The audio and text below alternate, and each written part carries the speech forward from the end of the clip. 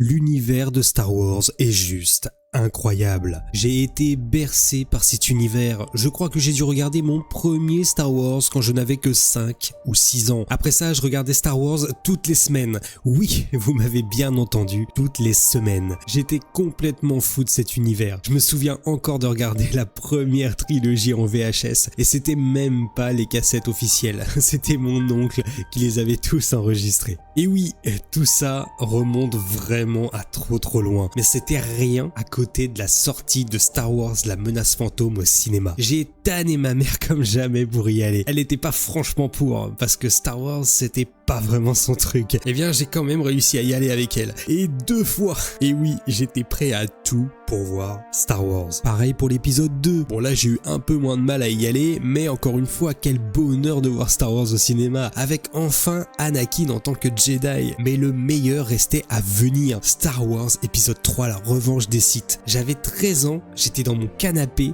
et je regardais M6. Et là, il y avait les petites infos d'M6, la présentatrice parle de Star Wars, du nouvel épisode et de la bande-annonce. Le monde s'arrêtait de tourner. Tout autour de moi cessait d'exister, à part ce que je voyais à l'écran. Je regardais cette bande-annonce, j'avais les larmes qui coulaient et c'est pas qu'une image, c'est vrai. Je voulais aller le voir, absolument. Je me souviens encore, j'étais chez mon oncle et je lui dis « Allez, s'il te plaît, on va voir Star Wars ». Et lui, il me répond « Non, je suis pas trop motivé ». Mais il voyait bien que ça me rendait trop triste de pas aller le voir.